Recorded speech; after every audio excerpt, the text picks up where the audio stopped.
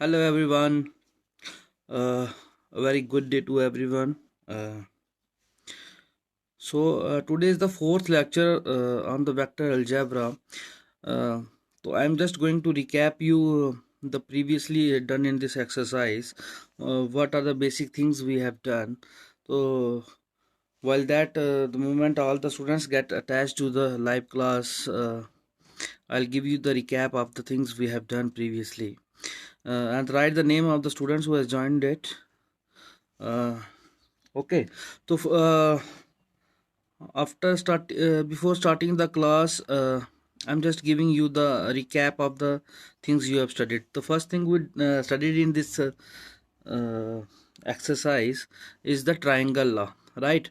Triangle law of vector addition. Triangle law of vector addition says that if we take two vectors in order, then the sum of those two vectors is represented by the third side of the triangle taken in the reverse order. कहने का मतलब ये है कि अगर दो vectors को हम दो साइड से डिनोट करते हैं, अगर वो दोनों साइड सेम एक ऑर्डर में जा रही होती हैं तो उसका जो सम होता है वो ट्राइंगल की थर्ड साइड होती है, और वो जो थर्ड साइड होती है वो रिवर्स ऑर्डर में होती है। ठीक है, हम सेम ऑर्डर में नहीं ले सकते क्योंकि मैंने आपको पहले भी बताया था कि वो जीरो वेक्टर बन जाता है। ठीक है, उसके बाद हमने किया था parallelogram law of vector addition.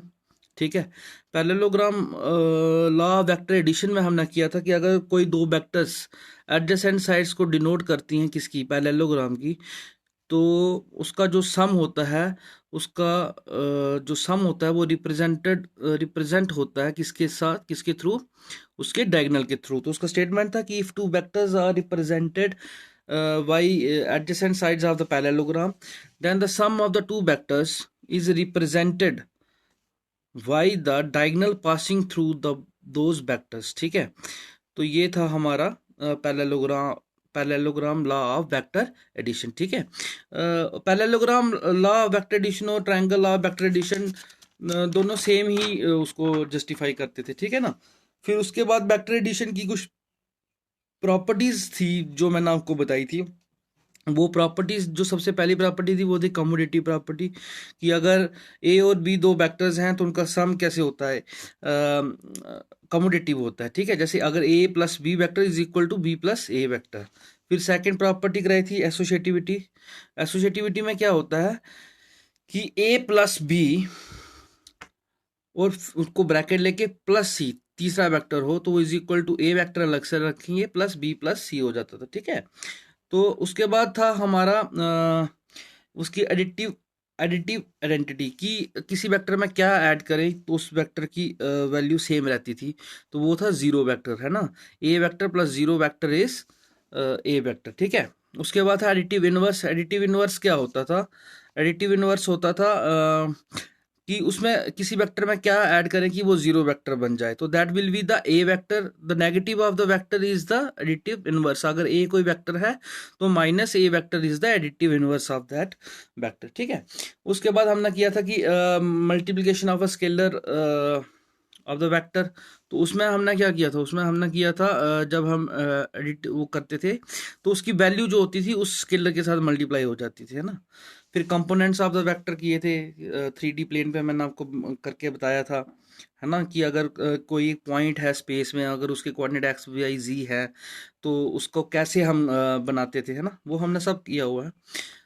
तो ये सारे हमने पीछे पहले के करके रखे हुए। डायरेक्शन रेशियोज कैसे फाइंड करने हैं, अगर दो वेक्टर्स क्या हों, कोलिनियर हों तो कैसे होते हैं, कोलिनियर जब पैरेलल दोनों सेम ही एक ही बात है, तो उस केस में क्या होता था, A is equal to lambda V vector होता था। ठीक है ना, तो आज अब हम सबसे पहले करेंगे आपका सेक्शन फार्मूला क्या है।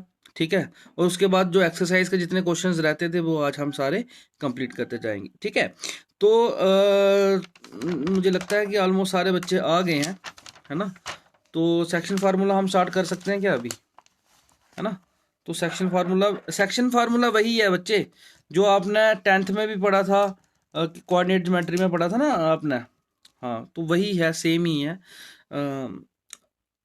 सेक्शन फार्मूला, लेकिन अब वेक्टर्स के लिए तो फार्मूला थोड़ा सा चेंज होगा, बाकी तो वैसा ही है जैसे हमने पहले का किया था। ठीक है, तो हम स्टार्ट करते हैं क्लास, तब तक बाकी बच्चे भी आ जाएंगे, अपना अपना नाम लिख दें तो मैं स्टार्ट करता हूँ क्लास। ठीक है, तो अभी हम कर रहे हैं स्टार्ट अपनी क्लास।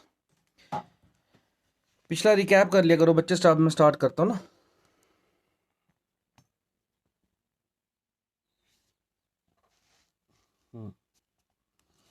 ठीक है, तो अभी हम करने जा रहे हैं आपका सेक्शन फार्मूला। ठीक है, सेक्शन फार्मूला क्या है ये हम अब करेंगे। ठीक है, सेक्शन फार्मूला बेसिकली आपने सबने बच्चे पहले का किया हुआ है, ये वही रिकैप है, थोड़ा बेटर फॉर्म में है, बाकी सेम है पूरा। सेक्शन फार्मूला है क्या बेसिकली?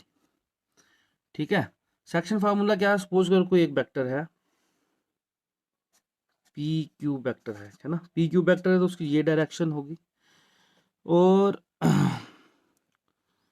इसका पोजीशन वेक्टर है ए वेक्टर। मतलब अगर ये कहीं ओरिजिन है यहाँ पे, अगर मैं इसको उस शेप में लूँ, किस शेप में, 3D व्यू वाले प्लेन में, है ना, ये एक्स एक्सिस होता है, ये वाई एक्सिस होता है, और ये जी एक्सिस होता है।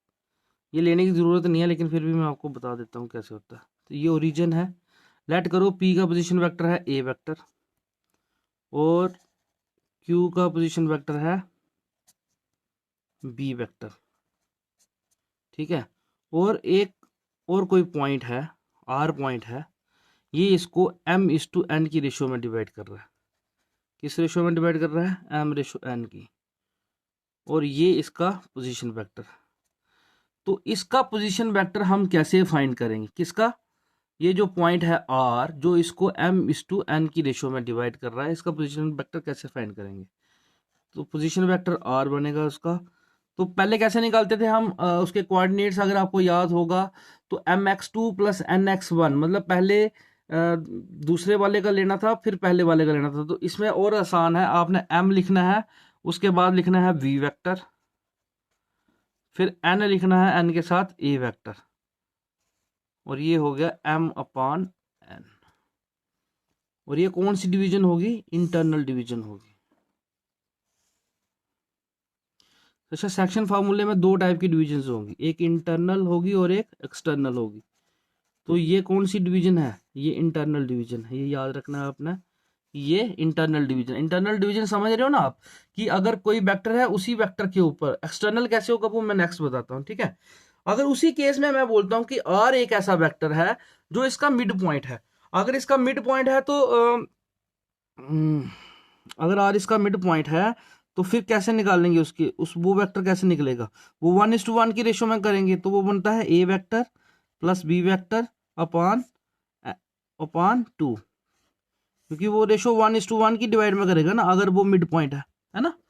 तो इस तरीके से ये होती है, सिंपल है। वहां पे mx2 + nx1 अपॉन m+n होता था, फिर अगर y वाले में my2 + ny1 अपॉन m+n होता था, अगर z वाला होता था तो mz2 + nz1 अपॉन m+n होता था, है ना। तो बस वही है, आपने यहाँ पे ये m है तो ये वाला वेक्टर लेना है, n है तो ये वाला वेक्टर लेना है, बस सिंपल है, बाकी बिल्कुल सेम है वैसे, और कुछ नहीं इसमें चीज है। अब आइए एक्सटर्नल डिवीजन वाला। ये था आपका यहां तक सारा, क्या था ये, यहां तक था आपका सारा किसका? इंटरनल डिवीजन का। अब मैं आपको कराने जा रहा हूं कि अगर डिवीजन कौन सी हो? एक्सटर्नल हो।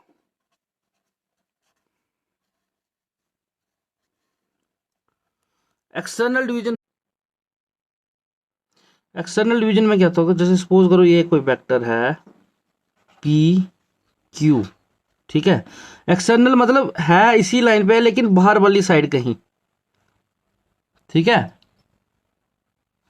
बाहर वाली साइड कहीं, तो यहां पे कहीं पॉइंट है आर।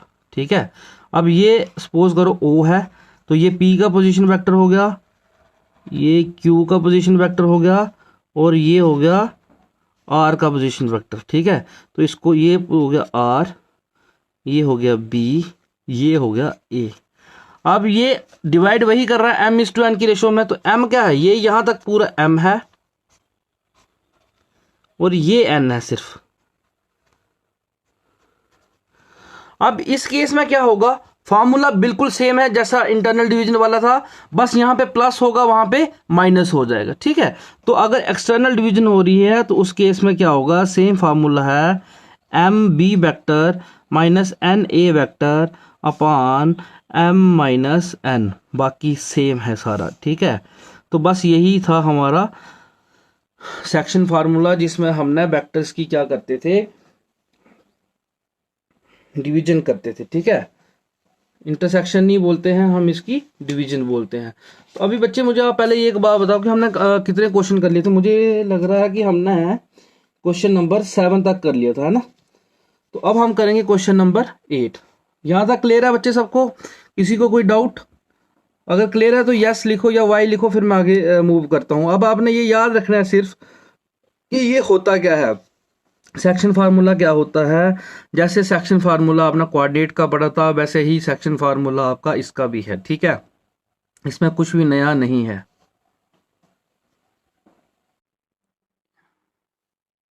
इसमें कुछ भी नया नहीं है बच्चे, ठीक है। ये सब आपने पहले का करके रखा हुआ है, ठीक है। तो अब हम करेंगे आपका एक्सरसाइज, और एक्सरसाइज के 10.2 के हमने कुछ क्वेश्चन कर लिए हुए हैं पहले के। 7 तक क्वेश्चन कर लिए हैं, क्वेश्चन नंबर 8 करना है हमने, ठीक है। तो क्वेश्चन नंबर 8 करने जा रहे हैं। अब आपको क्वेश्चन नंबर 8 दिया हुआ है कि find the unit vector in the direction of P Q, where P और क्यू के कोऑर्डिनेट्स आपको दिए गए हैं, ठीक है। देखो क्या दिया है, एक वेक्टर दिया है पी क्यू, ठीक है। ये पी क्यू वेक्टर के फाइंड करने हैं। इसके कोऑर्डिनेट्स कैसे दिए हैं, क्या कोऑर्डिनेट्स दिए हैं? इसके कोऑर्डिनेट्स दिए हैं 1 2 3, और इसके कोऑर्डिनेट्स क्या दिए हुए हैं 4 5 6। तो पहले तो हम पी क्यू वेक्टर फाइंड करेंगे। पी क्यू वेक्टर कैसे आएगा, x2 माइनस x1 आई unit vector, y2 minus y1 जे unit vector, z2 minus z1 के यूनिट वेक्टर। तो वेक्टर क्या बना आपका, वेक्टर बना 4 minus 1 I unit cap, 5 minus 2 J unit cap, plus 6 minus 3 के यूनिट वैक्टर। तो पी क्यू वेक्टर क्या बना बच्चा आपका, पी क्यू वेक्टर बना आपका 3 आई यूनिट वेक्टर, 3 जे यूनिट वेक्टर, प्लस 3 के यूनिट वेक्टर। ठीक है बच्चे, यहाँ तक क्लियर है सबको। अब आपने क्या करना है, यूनिट वेक्टर फाइंड करना है इसकी डायरेक्शन में। तो पहले आपको क्या करना पड़ेगा, मैग्नीट्यूड फाइंड करना पड़ेगा, है ना। पी क्यू का मैग्नीट्यूड फाइंड करना पड़ेगा। तो करो मैग्नीट्यूड फाइंड इसका। कैसे करेंगे मैग्नीट्यूड फाइंड इसका, बहुत आसान है। 3 का स्क्वायर प्लस 3 का स्क्वायर प्लस 3 का स्क्वायर, क्या बना 3 का square 9 plus 9 plus 9 under root 27। Under root 27 को हम लिख सकते हैं 3√3। ये पता ना, ये मुझे बताने की ज़रूरत नहीं है, ये तुम लोगों को पता होना चाहिए कि कैसे फाइंड करते हैं, ठीक है। तो कोई बात नहीं, अब हमने इसका मैग्नीट्यूड फाइंड कर लिया। अब हमने इसका यूनिट वेक्टर फाइंड करना है। तो यूनिट वेक्टर कैसे निकालते हैं, मैंने आपको बताया हुआ है कि वेक्टर अपॉन उसका मैग्नीट्यूड। वेक्टर क्या था 3i plus 3j plus 3k upon क्या बना बच्चे 3√3।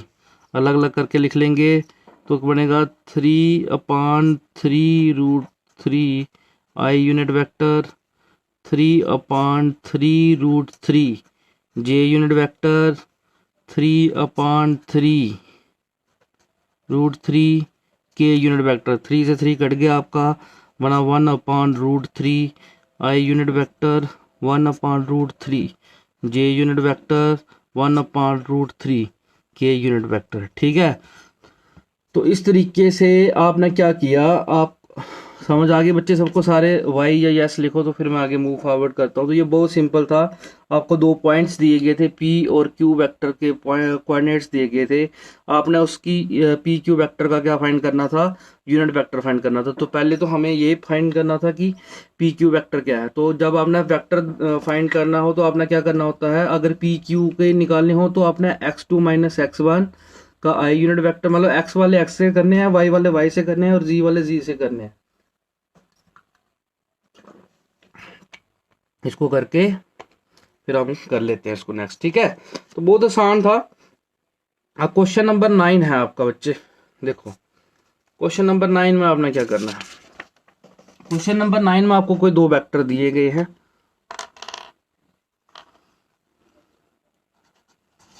क्वेश्चन नंबर 9 में बच्चे आपको वेक्टर दिया हुआ है, एक वेक्टर दिया है a, और वो वेक्टर दिया है 2i unit vector minus J unit vector plus 2k unit vector, और एक बी वेक्टर दिया हुआ है, बी वेक्टर है आपका माइनस आई यूनिट वेक्टर प्लस जे यूनिट वेक्टर माइनस के यूनिट वेक्टर। ठीक है, आपने एक यूनिट वेक्टर फाइंड करना है, किसमें कहाँ फाइंड करना है, in the direction of vector A plus B. तो लेट कर लो पहले कि सी वेक्टर एक ऐसा वेक्टर है जो ए प्लस बी के बराबर है, ठीक है ना, नहीं तो ऐसे बड़ा लिखना पड़ेगा आपको, तो सीधा सीधा करो इनको ऐड। कैसे ऐड करते हो आप, आपने आई वाले आई से करने हैं, जे वाले जे से करने हैं, के वाले के से करने हैं। तो 2 प्लस माइनस 1, 1 आई यूनिट वेक्टर माइनस 1 प्लस 1 0 जे और 2 माइनस 1 के। तो ये बन गया सी वेक्टर। सी वेक्टर क्या बना आपका, आई प्लस के। इसका मैग्नीट्यूड क्या बनेगा, अंडर रूट 1 का स्क्वायर प्लस 1 का square that is under root 2। तो यूनिट वेक्टर कैसे फाइंड करेंगे, वेक्टर अपॉन उसका मैग्नीट्यूड।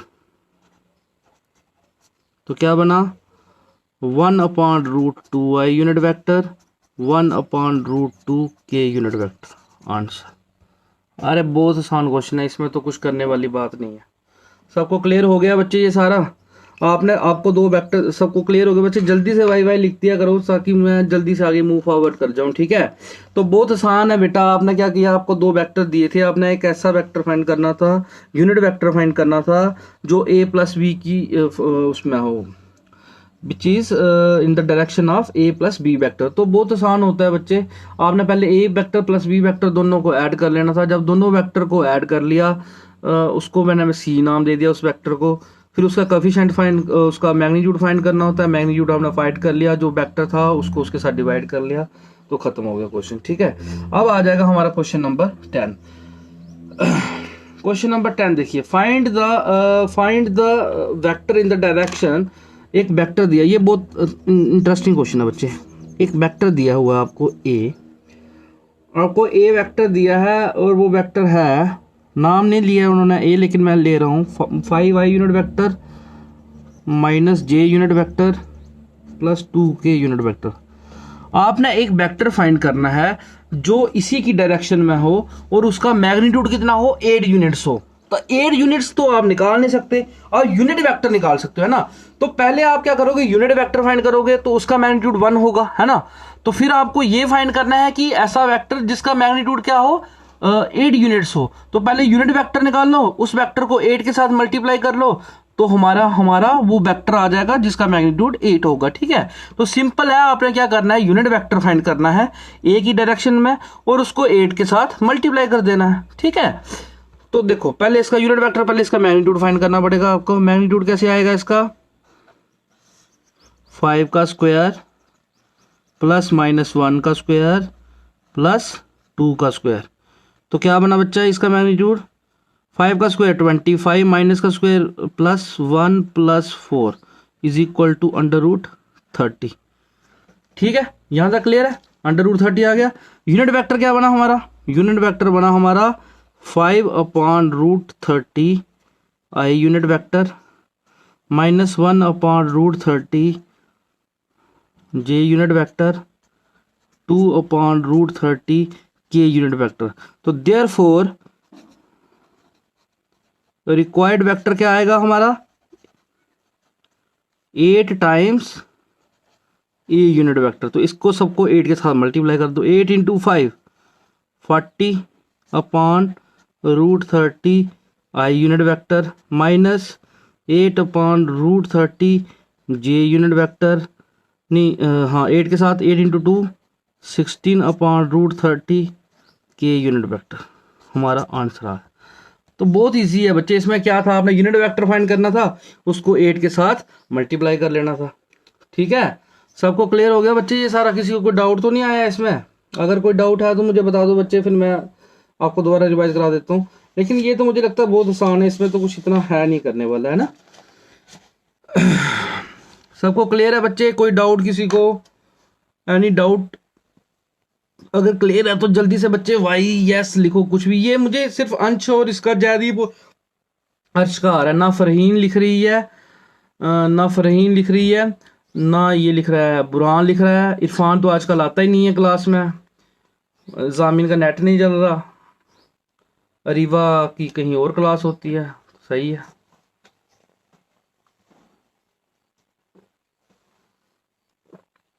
समझ आ गया सबको बच्चे? Okay, now I will move to the question number 11। ठीक है, क्वेश्चन नंबर 11 देखिए बच्चे। क्वेश्चन 11 बड़ा मजेदार क्वेश्चन है। आपने डायरेक्शन को साइंस फाइंड करना है। ठीक है, तो डायरेक्शन को साइंस मैंने आपको बताए थे, नहीं सॉरी, आपको दो वेक्टर्स दिए हुए हैं, आपने बताना है कि क्या वो कोलिनियर हैं कि नहीं है। अब कोलिनियर का अगर आपको याद होगा कि अगर A vector is equal to lambda B के बराबर आता है, जब B is equal to lambda A के बराबर आता है तो वो कोलिनियर होता है, अदरवाइज वो कोलिनियर नहीं होता है। तो आपको वेक्टर ए क्या दिया हुआ है? ए वेक्टर दिया है 2i unit vector -3j unit vector +4k unit vector, और बी वेक्टर क्या दिया हुआ है? -4i unit vector +6j unit vector -8k unit vector. अगर आप ध्यान से देखो तो मैं यहाँ इन बी वेक्टर से 2 कॉमन ले सकता हूँ, सबसे ले सकता हूँ मैं -2 कॉमन ले लेता हूँ। -2 इसलिए कॉमन ले रहा हूँ कि वो ए की फॉर्म में आ जाएगा। तो क्या बना ये?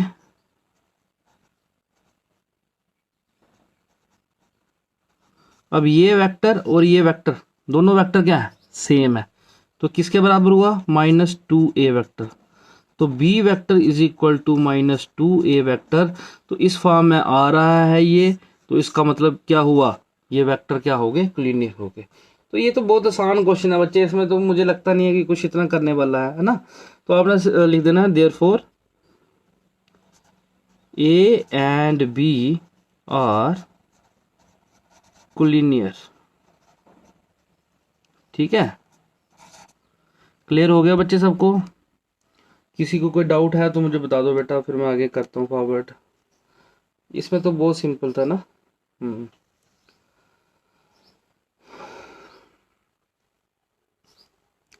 अब आएगा हमारा क्वेश्चन नंबर 12। क्वेश्चन नंबर 12 हमारा है, आपको एक वेक्टर दिया गया है, आपने उसके डायरेक्शन को साइंस फाइंड करने हैं। तो डायरेक्शन को साइंस मैंने आपको जब इंट्रोडक्शन दी थी उसमें भी आपको बताया था कि कैसे फाइंड करते हैं। पहले आप वेक्टर लिख लो।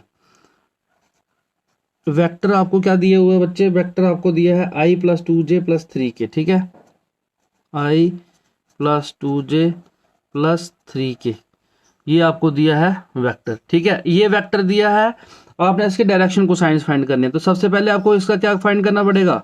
मैग्नीट्यूड फाइंड करना पड़ेगा। करो मैग्नीट्यूड फाइंड। मैग्नीट्यूड इसका आएगा 1 का स्क्वायर +2 का स्क्वायर +3 का स्क्वायर, 1 + 4 + 9 √14। ठीक है, हाँ, like unit vector, yes exactly like unit vector find करना होता है आपने। तो डायरेक्शन कोसाइंस क्या है इसके? आपने इसके कोफिशिएंट को इसके साथ फाइंड कर लेना। तो direction cosines of A R क्या है? इसका कोफिशिएंट क्या है? 1। इसके बन गए 1/√14, 2/√14, 3/√14। इसके कोफिशिएंट्स को इसके मैग्नीट्यूड से डिवाइड कर लेना, ये इसकी डायरेक्शन कोसाइंस होंगे। खत्म बात। क्या इसमें क्या मुश्किल है ना, बहुत इजी है बच्चे ये तो। ठीक है बेटा, तो ये सारा क्लियर हो गया मुझे लगता है आप सबको।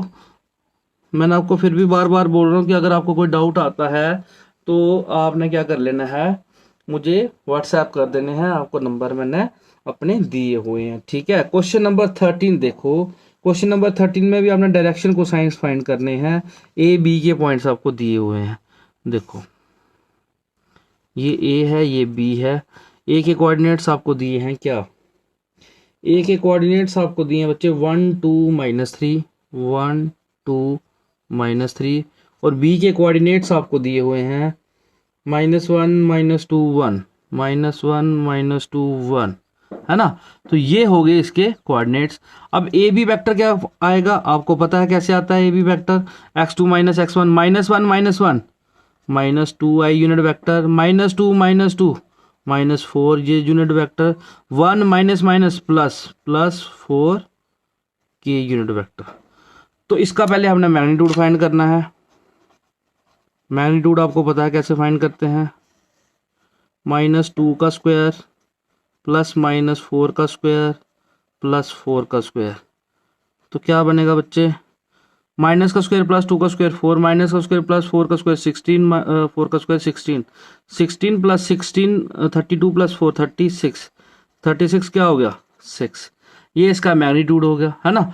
तो अब इसके डायरेक्शन को साइंस फाइंड करने हैं, तो डायरेक्शन को साइंस आर क्या आएंगे, डायरेक्शन को साइंस इसके -2/6 -4/6 4/6, तो वो क्या हो गए -1/3 -2/3 और 2/3।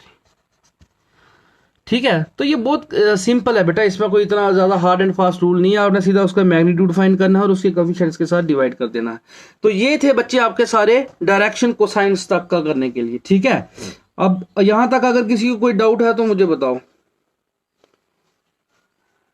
नहीं तो फिर मैं आगे, अब आने वाले 2-4 क्वेश्चन ये हैं, ये आपके बहुत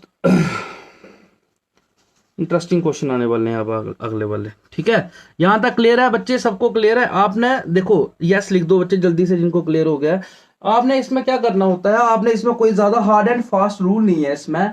आपने क्या करना है, आपने जो वेक्टर आपको दिया होगा उसका अपना मैग्नीट्यूड फाइंड करना है। ठीक है, और डायरेक्शन कोसाइंस में आपने क्या करना है, जैसे आई का कोफिशिएंट अगर 2 है और उसका मैग्नीट्यूड 6 आया, तो 2/6 हो गया इसका डायरेक्शन कोसाइन।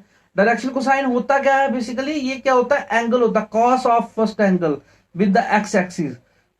ये वाला समझ गए ना, जैसे ये जो है ये कॉस अल्फा है, कॉस अल्फा मतलब cos of angle making with X axis, cos of angle making with Y axis, cos of angle making with Z axis, तो ये उस तरीके से होते हैं। ठीक है, तो अब आएगा हमारा क्वेश्चन नंबर 14। ये बहुत मजेदार क्वेश्चन है जो क्वेश्चन नंबर 14 अब आपका आएगा। देखो क्वेश्चन नंबर 14 क्या दिया हुआ है, आपको एक वेक्टर दिया हुआ है। ठीक है, आपको एक वेक्टर दिया है ए वेक्टर, वो वेक्टर क्या है, आई वेक्टर प्लस जे वेक्टर प्लस के वेक्टर, और आपको ये बताना है कि ये जो है, ये जो वेक्टर बन रहा है हमारा, सॉरी हाँ, तो आपको ये बताना है कि ये जो वेक्टर है ये इक्वली इंक्लाइंड है किसके साथ, एक्स एक्सिस के साथ, वाई एक्सिस के साथ और जी एक्सिस के साथ, ये तीनों के साथ क्या है, इक्वली इंक्लाइंड है। तो इक्वली इंक्लाइंड करने के लिए मतलब क्या है कि वो एक्स एक्सिस के साथ भी उसका एंगल सेम बन रहा है, वाई एक्सिस के साथ भी एंगल सेम बन रहा है और जी एक्सिस के साथ भी एंगल सेम बन रहा है। तो उसके लिए मैं क्या करूंगा, इसके डायरेक्शन को साइंस फाइंड करूंगा। डायरेक्शन को साइंस मैंने आपको बता दिए, पहले आप इसका मैग्नीट्यूड फाइंड कर लो। मैग्नीट्यूड क्या आएगा, 1 का स्क्वायर प्लस 1 का स्क्वायर प्लस 1 का स्क्वायर दैट इज √3। ठीक है, अब डायरेक्शन कोसाइंस क्या है, डायरेक्शन कोसाइंस आर क्या है, 1/√3 1/√3। ठीक है, मैंने आपको बताया कि ये जो डायरेक्शन कोसाइन होता है इसका मतलब ये एक्स एक्सिस के साथ इतना कितना एंगल, मतलब इसका मतलब हुआ कि cos अल्फा भी, cos अल्फा क्या है, एंगल विद किसके साथ, एक्स एक्सिस के साथ। cos अल्फा कितना है, 1/√3 है। cos बीटा क्या है, 1/√3 है। cos गामा क्या है, 1/√3 है। तो अल्फा क्या बना, आगे जाएगा तो इनवर्स बन जाएगा ना, ये cos इनवर्स 1/√3। बीटा क्या बना, cos इनवर्स 1/√3। गामा क्या बना, cos इनवर्स 1/√3। अब एंगल देख लो, एंगल अल्फा एक्स एक्सिस के साथ भी सेम है, बीटा भी सेम है, गामा भी सेम है, तो सेम एंगल बना रहा है। तो इसका मतलब है वेक्टर जो ए वेक्टर था वो इक्वली इंक्लाइंड था with the X axis, Y axis and Z axis. ठीक है, तो आपने लिखना है सिंस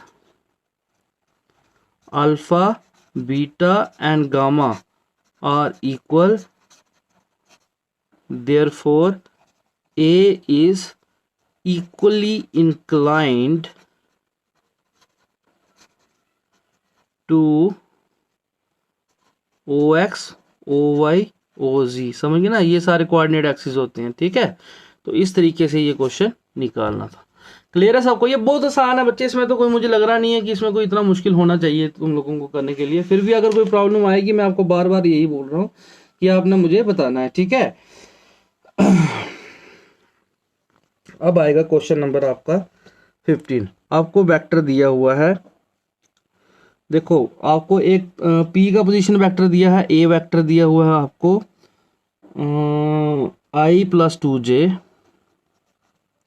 -k, और बी वेक्टर दिया हुआ है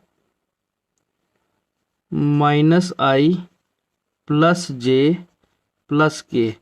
तो आपने आर वेक्टर फाइंड करना है जो इसको इंटरनली और एक्सटर्नली डिवाइड कर रहा है इन द रेशो m/n। और रेशो क्या दी है आपको 2:1। इसका मतलब m आपका 2 हो गया, n आपका 1 हो गया। तो इंटरनली एक बार इंटरनली कर लो, एक बार एक्सटर्नली कर लो। इंटरनली में क्या करोगे, फार्मूला आपको पता है क्या है, mb+na/m+n। तो m क्या था तुम्हारा 2, बी वेक्टर क्या है ये -i+j+k, प्लस n क्या है तुम्हारा 1, और ए वेक्टर i+2j-k/3। करो इसको एक्सपेंड, क्या बनेगा -2i+2j+2k प्लस ये 1 से है तो सेम रहेगा 1+2j-k/3। तो इसको सॉल्व कर लो। आगे सॉल्व करने में क्या करना है, इसको आई वाले हो गए -2+1, -2+1 कितना हो गया बच्चे, -i, 2+2 4j, 2 - 1 1k/3। इसका आंसर है, सिंपल सिंपल। ठीक है, तो करो इसको, क्या बनेगा ये वेक्टर, क्या बनेगा आर वेक्टर बनेगा आपका आर वेक्टर यहां से देख लो, -2+1, -2+1 क्या हो गया -i, 2+2 4j, और 2+2j 4k, और वहां पे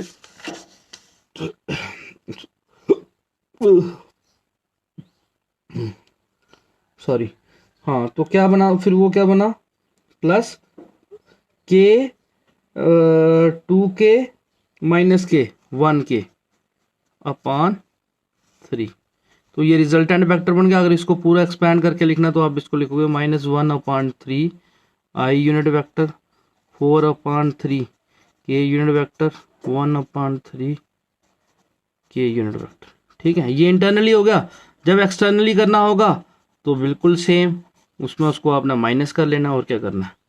आर वेक्टर बनेगा आपका mb -na/m-n। तो बिल्कुल सेम करना जैसे पहले किया था, ठीक है ना। तो क्या करोगे, 2 ×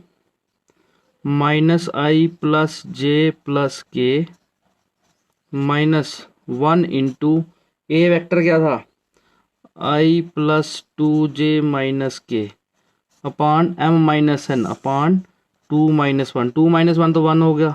2 के साथ करोगे क्या बना -2i unit vector +2j+2k -i+2j-k/1 का तो कोई मतलब ही नहीं है, वो 1 ही रहेगा। ठीक है ना। हाँ, तो क्या बना -2i -i -3i unit vector, 2 - 2 खत्म हो गया, 0 0 हो गया, 0j वेक्टर, और 2 - -+1 तो +3 हो गया ना। तो क्या बन गया 3k यूनिट वेक्टर। ठीक है, तो इस तरीके से ये सारे क्वेश्चन निकालने थे। अब आपके दो क्वेश्चन बचते हैं। 16th क्वेश्चन है आपका कि मिड पॉइंट का फाइंड करना है। तो ये बहुत इजी है, यहाँ तक क्लियर है आपको सबको। देखो इंटरनली में आपने प्लस करना है, एक्सटर्नली में आपने माइनस करना है। फार्मूला आपका सेम है, mb+na/m+n इंटरनली में हो गया, और जब एक्सटर्नली करना होगा mb-na/m-n हो गया। ठीक है, बाकी इसमें कोई नया फार्मूला नहीं है, कोई हार्ड एंड फास्ट रूल नहीं है इसका। ठीक है, तो क्वेश्चन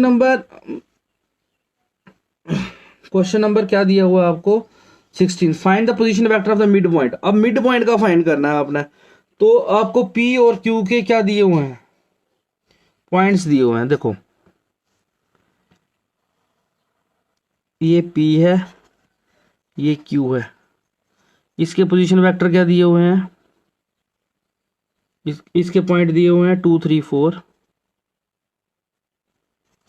और ये क्या दिया हुआ है 4 1 -2। आर है जो इसको मिड पॉइंट है, तो ये 1:1 की रेशो में डिवाइड करता है, वो आपको पता है। ये यहाँ पे कोई ओ है,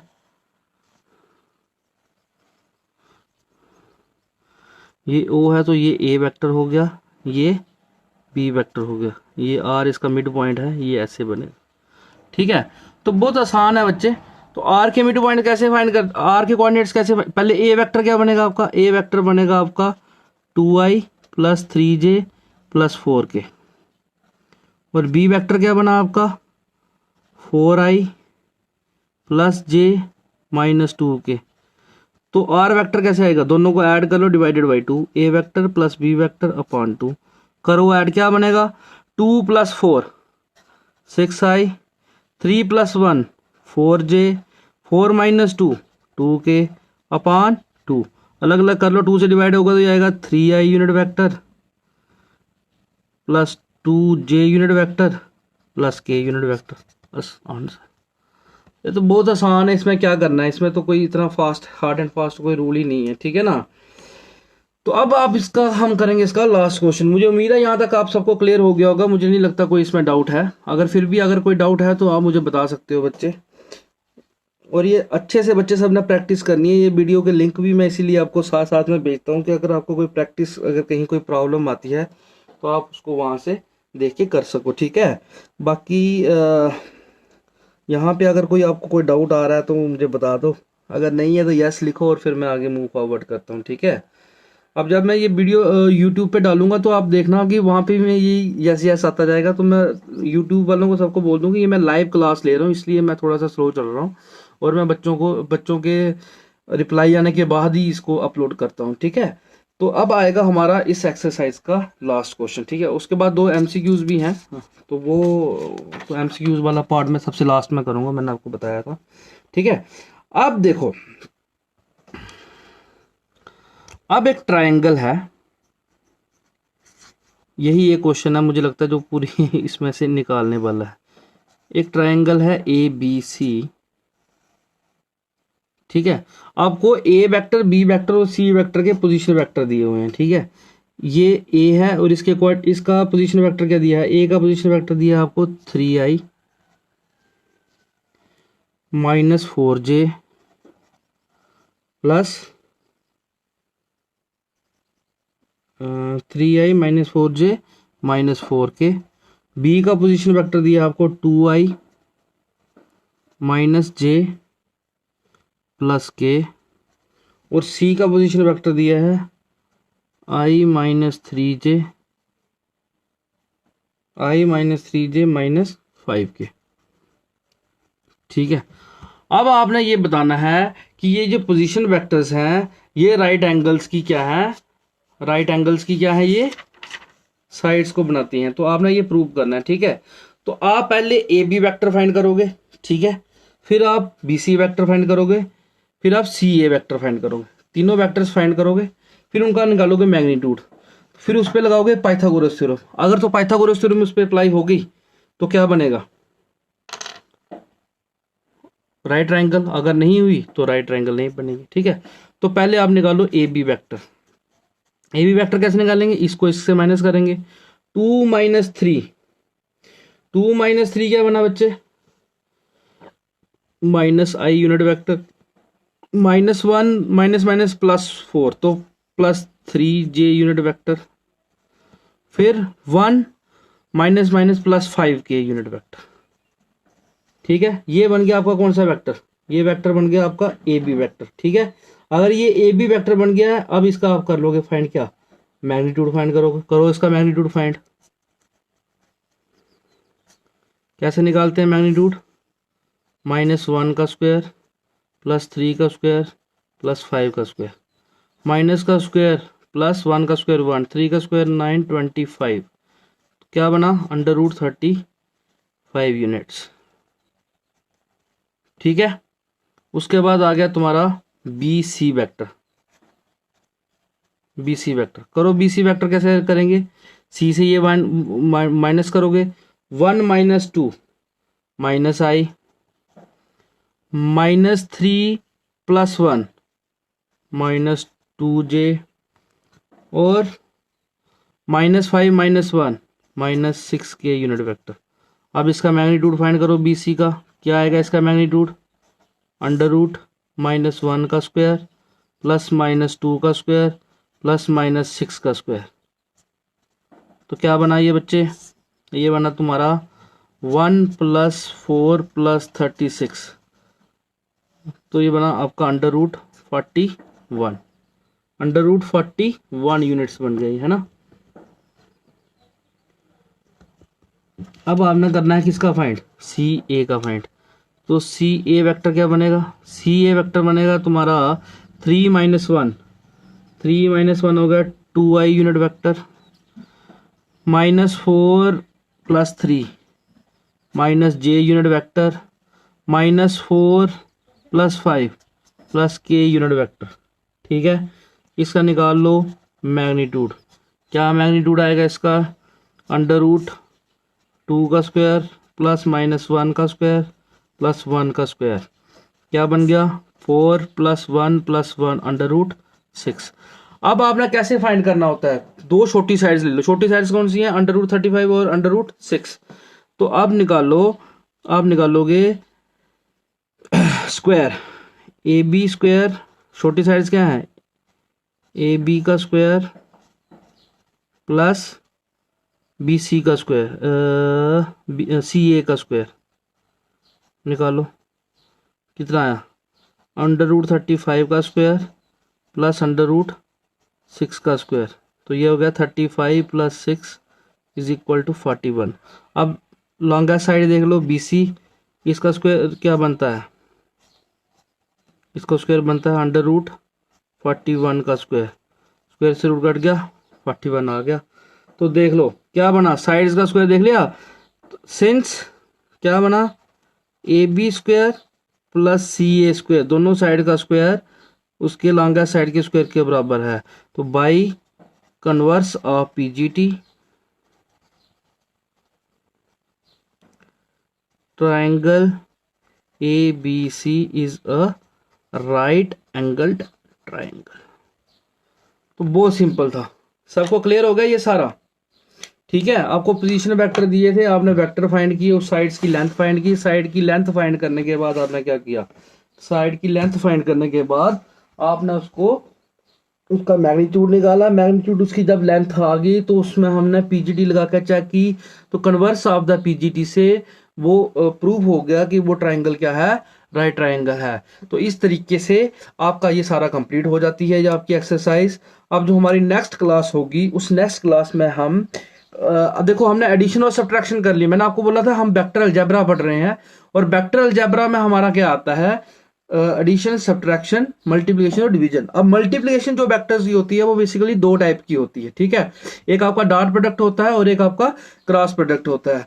तो फॉर द टाइम बीइंग अब हम डॉट प्रोडक्ट को हम स्केलर प्रोडक्ट भी बोलते हैं, सॉरी हाँ, तो क्रॉस प्रोडक्ट को हम वेक्टर प्रोडक्ट भी बोलते हैं। ठीक है, तो इस तरीके से अब हम नेक्स्ट क्लास में जब हम करेंगे तो आपको उसमें हमने क्या करना है? Dot product of the vectors करना है। ये आपको, मुझे उम्मीद है कि सबको क्लियर हो गया होगा। और इवन दो अगर आपको कोई प्रॉब्लम आती है इन क्वेश्चंस में, ये बहुत ही इजी क्वेश्चन है, अगर फिर भी कोई प्रॉब्लम आती है तो आपके पास मेरा व्हाट्सएप नंबर है, मैं बार बार वही बोल रहा हूँ, आप मुझे अपनी प्रॉब्लम्स व्हाट्सएप कर सकते हैं। ठीक है, तो